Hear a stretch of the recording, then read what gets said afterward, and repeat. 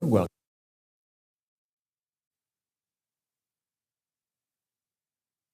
to Abuja. I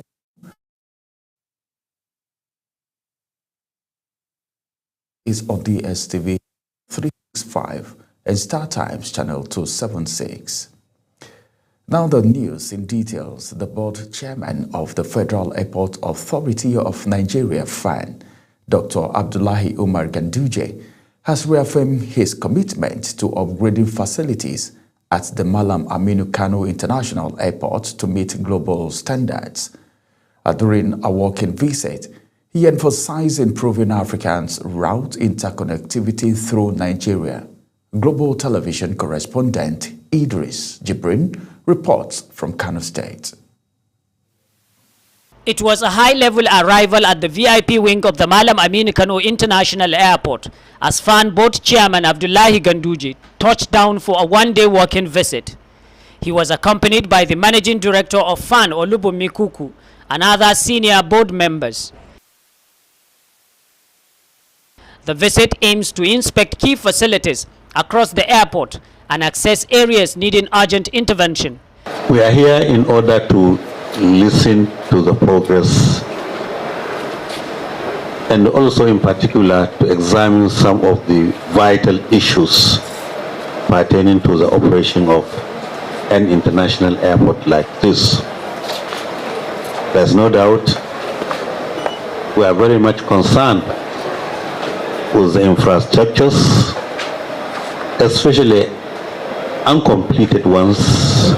Ganduje expressed concern over several abandoned projects that have lingered for over a decade. Another issue is of uncompleted infrastructure facilities, especially the runway,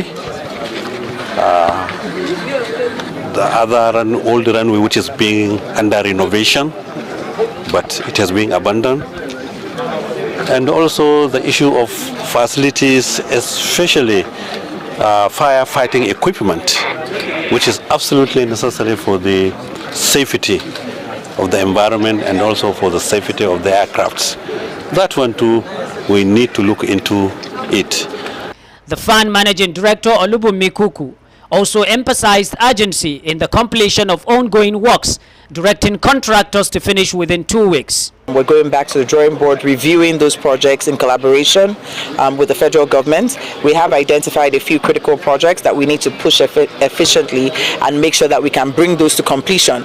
But at the Federal Airport Authority of Nigeria, our core mandate is really to focus on safety as well as the passenger experience.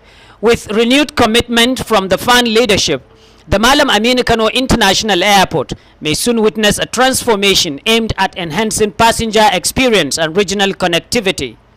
From Kano, Idris Jibrin, Global Television News. Tension fled in Abuja as military officer reportedly stopped Minister of the Federal Capital Territory, Nyesom Wike, from accessing a disputed piece of land located under high-tension power lines. The incident occurred after officials of the Development Control Department had earlier attempted to demolish structures on the site but were warded off by soldiers stationed there. Kabir Hassan has details. I am a small boy, but the commissioner of finance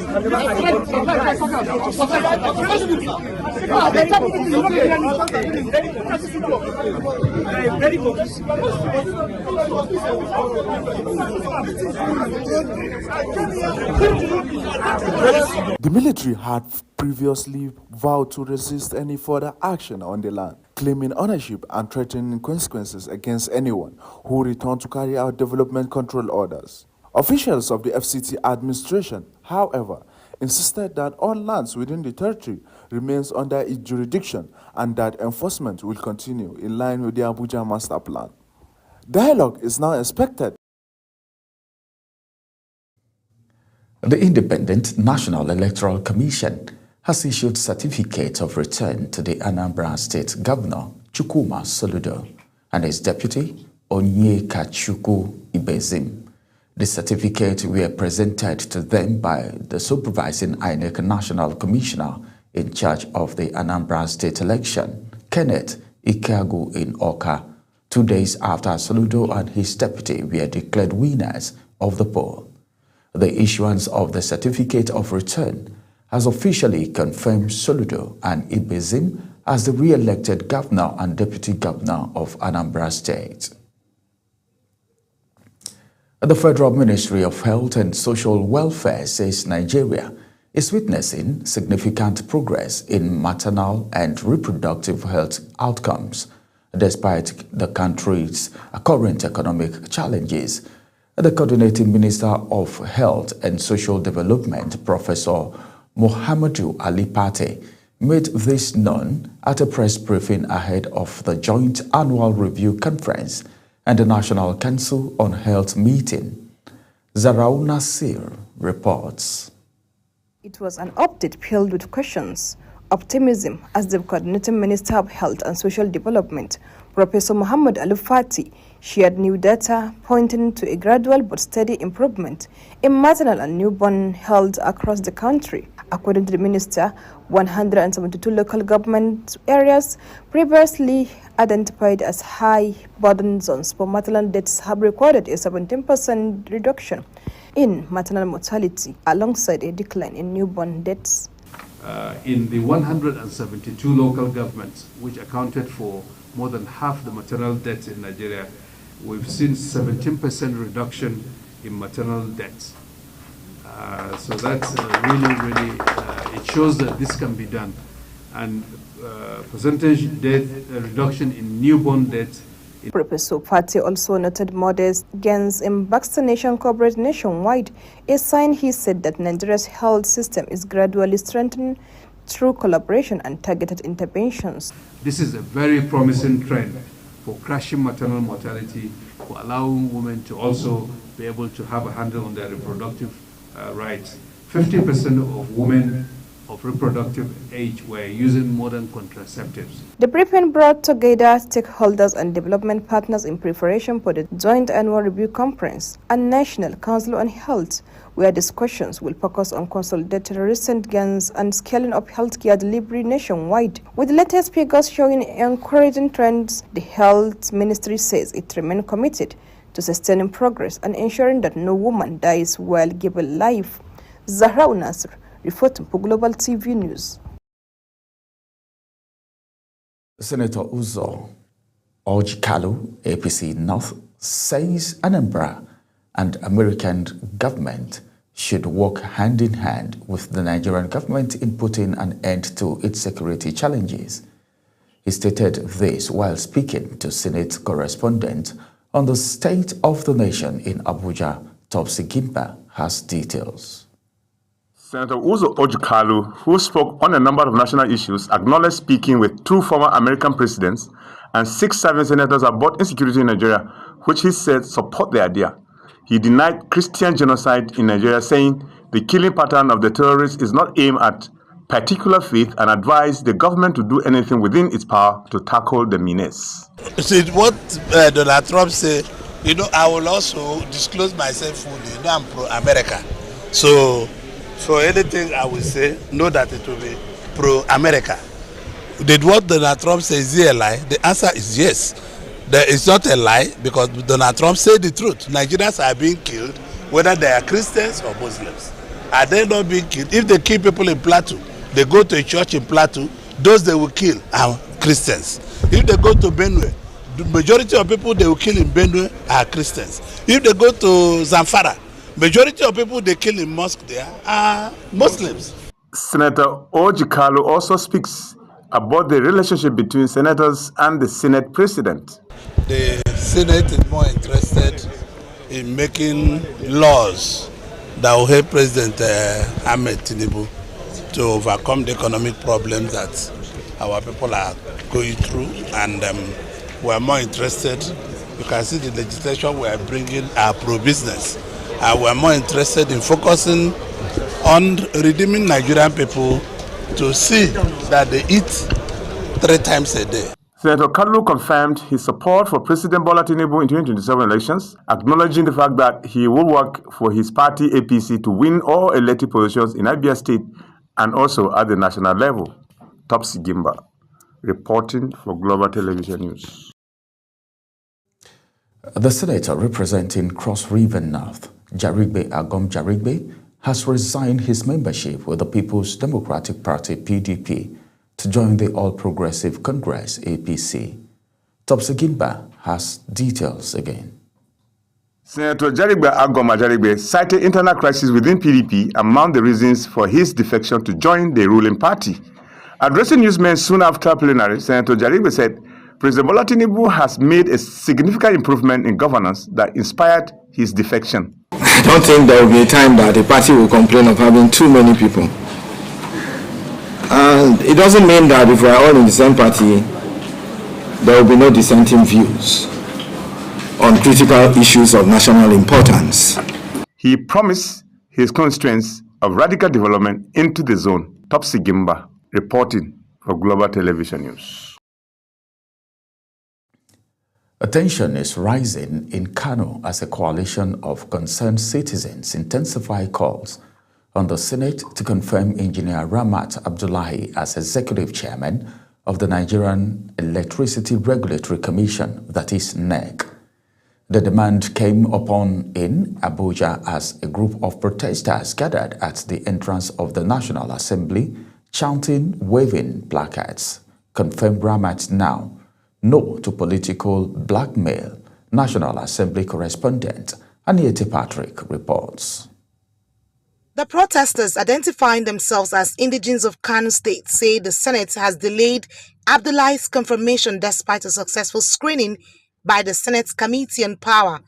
They accuse what they call vested political interests of attempting to block the process through petitions and misinformation. The group warned that blocking qualified Nigerians from public service could set a dangerous precedent. We respectfully bring to your attention a matter of significant concern and yet to be concluded: confirmation of our son, Engineer Ramat Abdullahi, as Executive Chairman and Executive Officer of the Nigeria Electricity Regulatory Commission, NEC.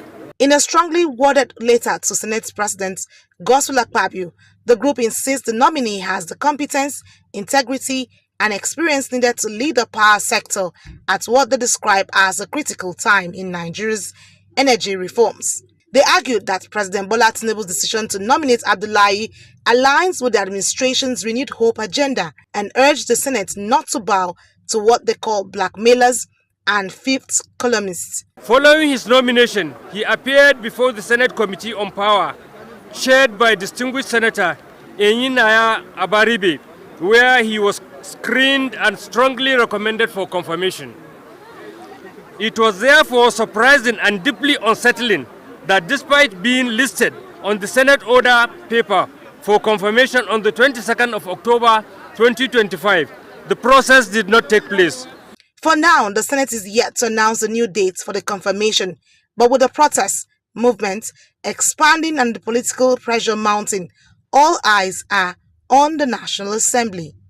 From the National Assembly, Aniete Patrick reporting for Global TV News.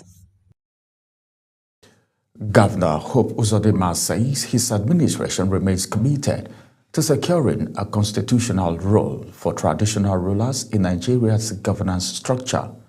The governor stated this when he received a delegation of the Southern Traditional Rulers Council, led by the Oni of Ife, Oba Adeyeye Ogunwusi, at the Government House, Owerri. Our correspondent, Amarachi Ibe, reports. Governor Uzodinma said traditional rulers play a vital role in sustaining peace and moral values at the grassroots, noting that their inclusion in the Constitution will further strengthen national unity. I also want to thank you for the support you've given the government of President Bola Ahmed Tinubu since he came into office. Also recognizing that your traditional blessings very important and essential the welfare of the political class. So I will act as a bridge between the political class and you, the royal fathers. He reaffirmed that the process of ensuring constitutional recognition for traditional rulers is ongoing and will soon achieve the desired outcome. As you go about your meetings, count on our support, not only as Imo State Governor, but on behalf of other governors, my brother governors from the South. Responding, the Ooni of Ife, Oba Adeyeye Ogunwusi, commended the governor's leadership and assured that traditional institutions will continue to support government policies that promote peace and development. We now have a message to our president. We will continue to pray for him, and that's why we are here. On this note, since you are our coordinator, we want to extend a courtesy visit to him for us to reassure him of all the necessary steps we've been taking and how to continue to bridge the gap between the people-centric initiative that he's doing, because we are closer to our people, and also to rub minds, to continue to rub minds with him. The visit by the Southern Traditional Rulers Council highlights the strengthening partnership between traditional institutions and government in advancing national unity and development. From Government House, Owerri, Amarachi Ibe reporting for Global TV News. In the live broadcast of the AM News on Global Television, when the AM News return, we'll bring you the rest of the stories. Stay with us.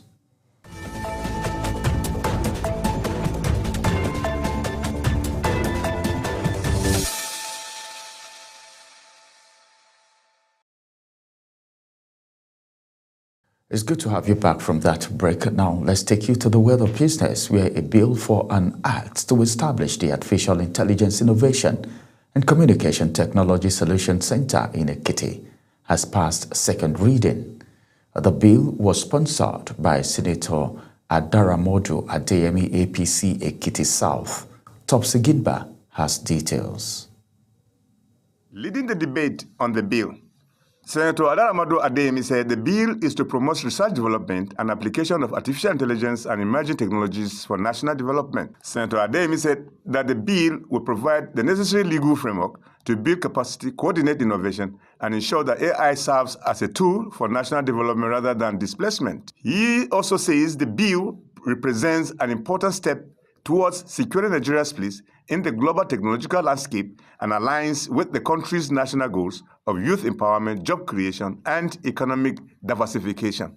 The debate on this very latently omnipotent bill seeking to establish the Artificial Intelligence Innovation and Communication Technology Solutions Center in Ekiti State. This bill was read for the first time in this chamber on Tuesday, 27th May 2025.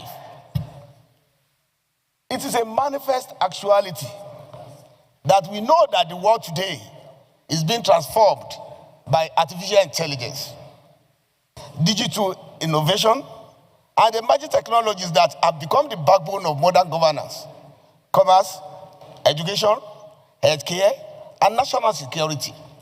Nations that fail to invest strategically in these technologies risk being left behind. The bill was supported by some senators, including Senator Aliyu Wadada. At the space of the world, we must conform, especially that greater percentage of the population in Nigeria are the youth. And the various categories of or strata of the society, the youth utilize technology much more than any other strata. And for us to put into full production, to leverage on the endowment that we have of that population, AI is the order of the day. The session was presided over by the Deputy President of the Senate, Jibrin Barau, and also he acknowledged the importance of AI. The bill was referred to the Senate Committee on Internet Communication and technology and cybersecurity for further legislative input. Topsy Gimba reporting for Global Television News. And now let's take you to the foreign scene, where Egypt's top diplomats met with Sudan's military leader in a renewed push to advance a ceasefire plan as the war-torn nation faces a catastrophic humanitarian situation following the paramilitary capture of a key Darfur city. Egyptian Foreign Minister Bado Adet-Lati met with General Abdel Fattah Burhan in Port Sudan, reiterating Cairo's condemnation of atrocities in El Fasher and stressing the need to commit to the peace plan announced in September by a quartet including the US, Egypt, Saudi Arabia, and the EAU. The proposed plan envisioned a 3-month humanitarian truce followed by a 9-month political process to resolve the conflict that has killed at least 40,000 people and displaced 12 million. Now to the weather sport. The excitement of the 27th Nigerian University Games, NOGA 2025, continues to build momentum as the Baseball and Softball Federation of Nigeria officially flagged off the baseball and softball event at the University of Jos, marking a historic step towards promoting the sports across Nigeria campuses and the African continent. Samuel Odi reports for Global Television. The president of Baseball and Softball Federation, Uche Udozo, commended the organizers of NOGA 2025 for including baseball and softball in this year's lineup, describing it as a major leap towards discovering young talent and expanding the reach of sports beyond the traditional strongholds. According to Udozo, despite the challenge of funding, the Federation is working closely with educational institutions to integrate baseball and softball into school programs across Africa. He wants to do professional sports. So being here at NOGA is a very big achievement, and it falls in line with our strategic objectives to make sure that not only capturing them young, that we have a platform to receive those who started right from Little League to the youths and to the adult baseball. Udozo also applauded the commitment of university athletes and coaches participating at NOGA 2025, noting that their enthusiasm reflects the future of sport in the region. As the sound of bats and cheers filled the air at the University of Jos, the message was clear. Baseball and softball found a new home in Nigerian university system, setting the stage for Africa's next generation for sporting champions. Samuel Odi for Global Television News. That's the size of the AM news for this morning. But before we go, a quick reminder that Global Television is on DSTV channel 365 and Star Times channel 276. Kindly follow us across all social media platforms now showing on your screen using @Global TV NG. I am Ramsey Enoch Abo. Many thanks for joining us.